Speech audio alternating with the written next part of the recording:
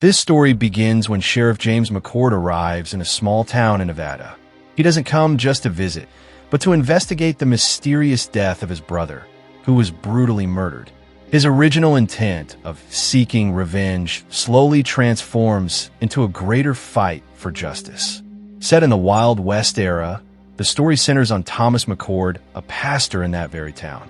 His life is full of pressure as he must deal with a corrupt mayor and a gang of thugs loyal to the mayor's rule.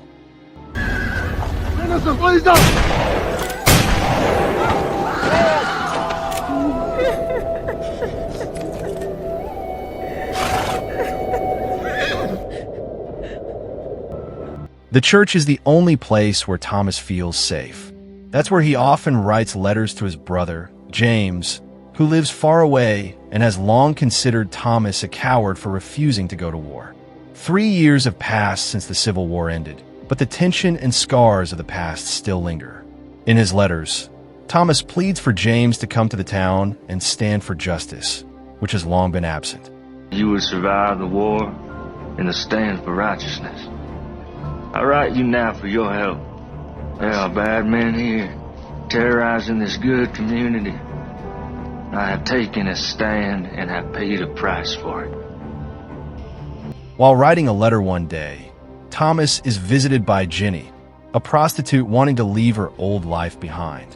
But her wish isn't so simple, as Rebbe, one of the mayor's henchmen, forbids her to leave. Thomas tries to calm Jenny, assuring her that God sides with those who seek goodness. His words bring Jenny comfort, and she embraces him. Miss Jenny, please stop. Well, ain't this a sight? But their moment of peace is short-lived. Rebbe storms into the church. Get!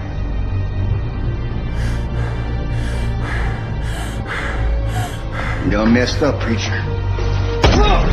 And of defying the mayor's authority. Thomas does not fight back. He receives the beating with a broken heart.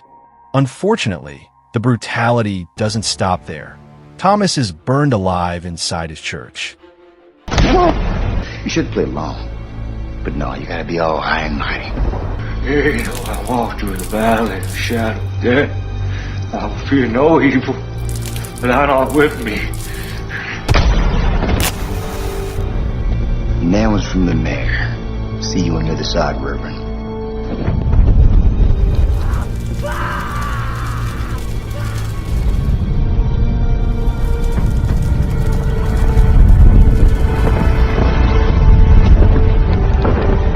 From a distance, Mayor Pierce watches the flames with a satisfied smile, as if sending a message.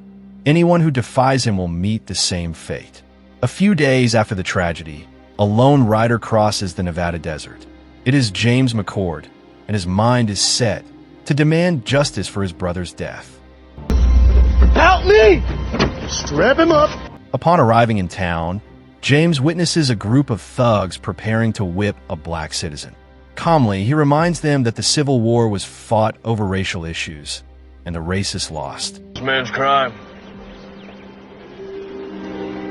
Yourself? Crime of niggerdom. Ain't you heard? War's over. The thugs ignore him, claiming the war will truly end only when they say so. Without hesitation, James draws both pistols and shoots the hat off one of them. The war's over when I say it's over. My counsel to you is that you get back up on that horse of yours before I strap you to this here pole. That's enough to make the gang back off and release the captive. Untie the nigger. What's your name, son? Abraham, sir. You going home, Abraham. Thank you, son. My name is James McCord. We gonna have a problem? No, Marshal. No problem. James introduces himself as James McCord, former soldier and the new sheriff, and, most importantly, Thomas's brother. At the bar, James again asserts his authority. A group of drunks harass him over his hat. With icy calm, he lifts his pistol and asks if they're willing to die over something so petty. I said that I want it. I'm sure you can get one for yourself. I want that one. Not gonna happen.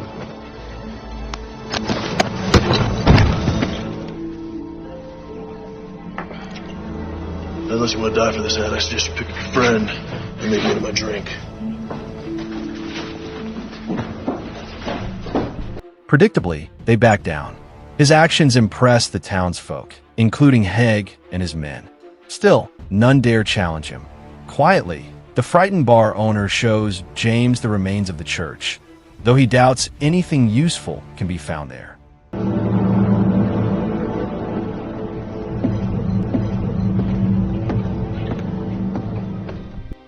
Preacher's brother rode into town. And is a marshal. He's a U.S. Marshal. He might not buy the fact that his brother's death was accidental. Meanwhile, Hegg reports James' arrival to Mayor Pierce, noting the new sheriff doesn't seem to believe Thomas's death was an accident. Calmly, Pierce mocks that maybe accidents just run in the McCord family. But he's unwilling to take risks, implying that James must be eliminated. On his end, James investigates the church ruins for clues. Melissa, a kind-hearted woman, visits and takes him to Thomas's fresh grave.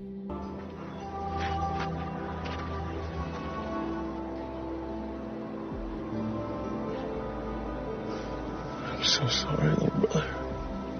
I should have come sooner. There, James vows to avenge his brother and carry on his fight to free the town from corruption. Thomas fought with words. James chooses weapons.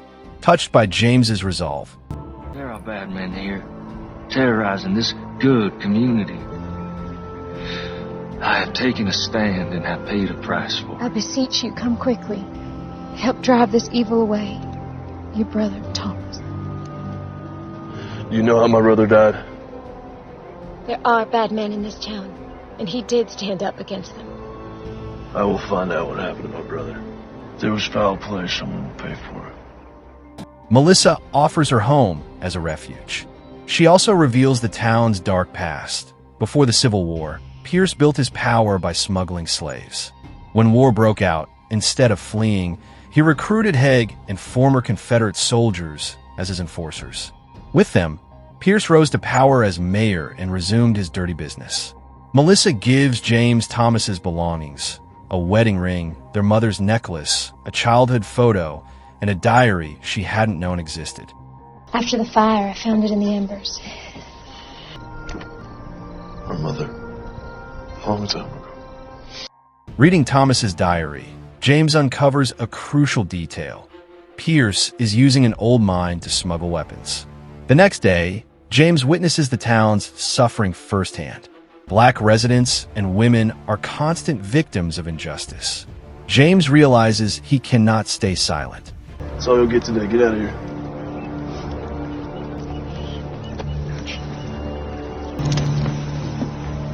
That's enough, boys. Let's not do this again. Let's put it down gently and back away. This ain't over. You can't just be coming to someone else's town, acting like you own the place. So why don't you and your partner clear on out of here? In a bar, James meets Captain Lewis from the U.S. Army, who is also investigating Pierce. Though their motivations differ, James seeks revenge. Lewis seeks justice. They agree to cooperate. Lewis stresses they need solid proof, not just intentions. James infiltrates the mine after leaving a map with Melissa. Should anything happen, she is to give it to Lewis. Listen, I found some things in Thomas's journal. His map points to a cache that the journal says is full of stolen weapons and money. Base is just outside of town. Only Captain Lewis. Only Captain Lewis now.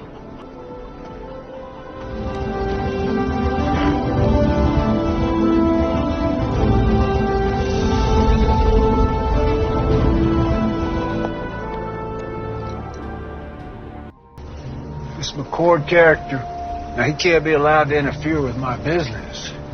So what you want to do about it? Put some men on him, not those two idiots. See what he's up to. I'll handle it. Inside, James finds stolen weapons and gold. When thugs arrive, he hides, but is eventually forced to fight. Let's check it out.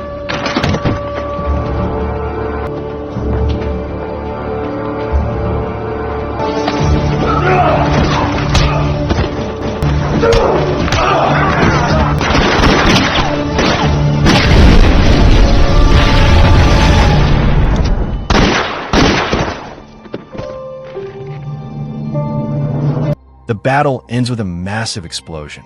Meanwhile, Pierce learns an allied mayor is arriving with troops, planning to rekindle the Civil War, something Pierce secretly longs for. However, he's told James was seen heading north. Some believe the sheriff has fled, but Hegg suspects otherwise and demands more money for the risky job. Enraged, Pierce threatens Hegg with a pistol under the table, warning him not to bite the hand that feeds. You're not an intelligent man. In fact, you're stupid. You are a stupid man. Yeah, I hear you. See, this ain't your town, son. You cannot offer me anything I cannot buy 100 times over. You understand? Dare presume to bite the hand that feeds you, lest you find yourself dying of starvation. Savvy? After the tension settles, he orders James to be eliminated, making it look like an accident. James returns to Melissa and reveals the evidence from a mine: explosives, weapons, and proof that Pierce is planning something big. Now he knows it's not just about revenge, it's about preventing another war. He shares the information with Lewis, who confirms it's valuable, but still insists they need a direct link between Pierce and the crimes. At the same time, Hegg hears the mine has been compromised. Furious, he shoots one of his own men as a warning.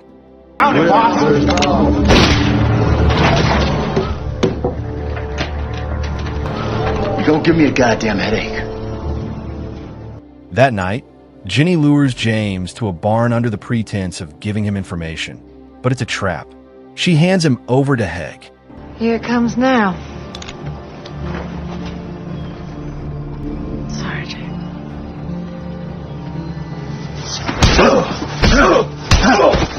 You gonna leave this down? On the horse or in a maple box that makes never mind to me? Pick him up.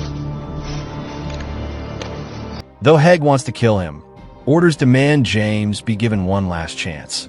Leave town or die. James refuses and is brutally beaten as a warning. Hegg tells him that if he returns, bullets will be waiting.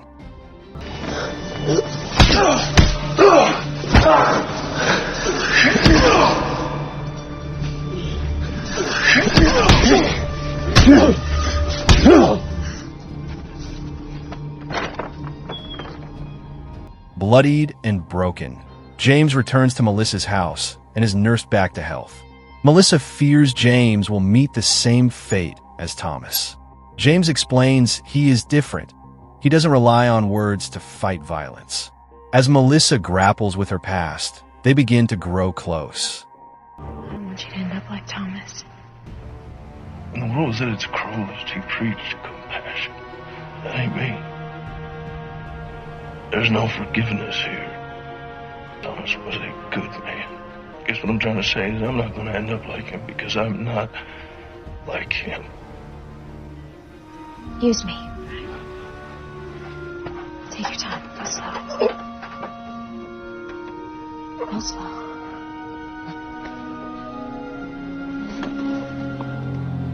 When Pierce hears about the gunfight at the mine, he doesn't know James was behind it.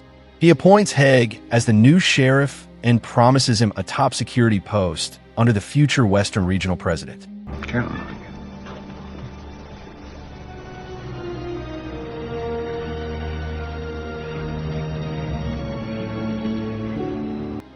Meanwhile, James hides his feelings from Melissa, knowing from Thomas's diary that they had a special bond. Things worsen when Hegg, now sheriff, arrests James on false charges of defiling Ginny. He drags him into the town square to be whipped. You were under arrest for the attempted rape of one Miss Jenny Post. There is no way Your brother, the scum sucker that he was, he tried the same thing. Runs in the family, I guess.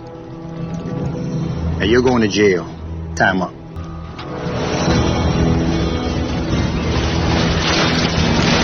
Ain't this ironic? You want to save a nigger, then you get to take his place. I'm a U.S. Marshal. You will catch hell for this.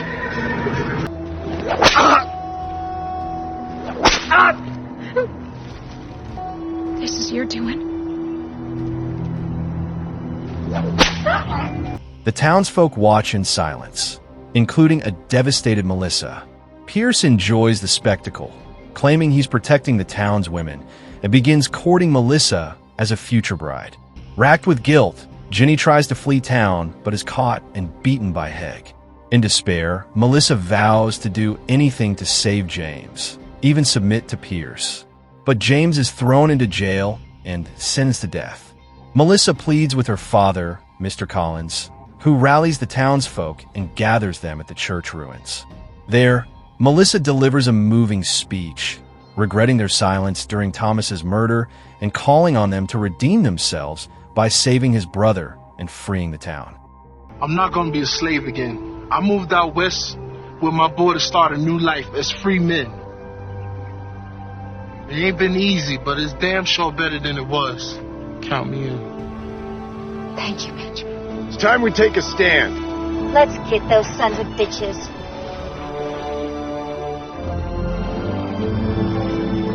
The people rise.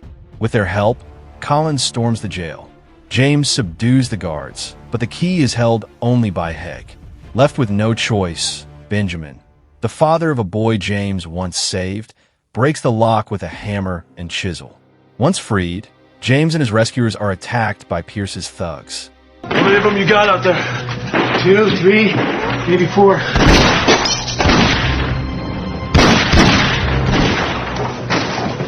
If you stay here, we're dead. I'll try this time. When I open that door, you guys run like hell. Unload everything you got.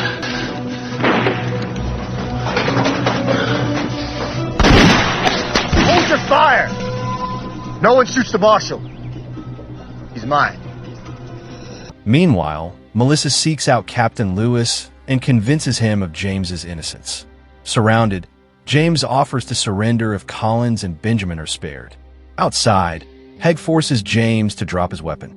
If I come out shooting, a lot of your men are gonna die.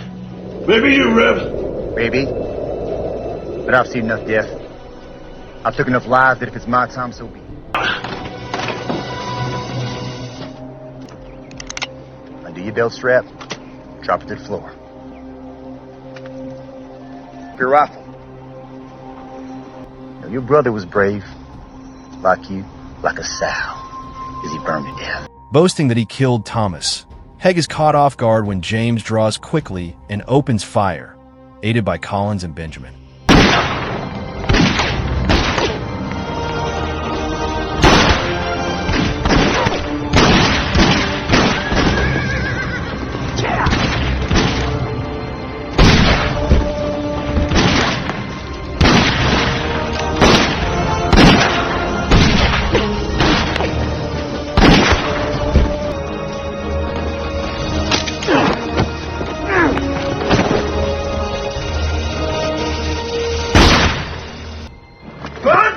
When James is nearly overpowered, Benjamin saves him, but is fatally shot and dies in James's arms. Soon, Captain Lewis and his troops arrive, forcing the thugs to surrender.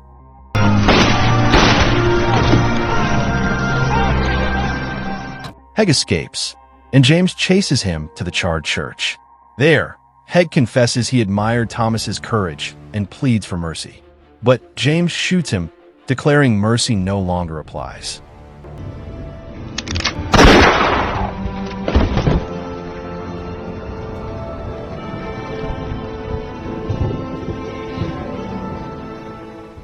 As Heg crawls, a fallen church cross impales him. Divine justice fulfilled. And we will rid the town of this evil.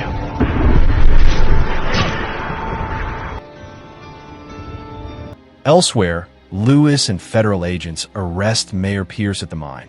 James visits his brother's grave before leaving town. He stops by Melissa's house and, for the first time, kisses her and asks her to join him in the South. Melissa declines. She's found her calling, rebuilding the church. James promises to return one day.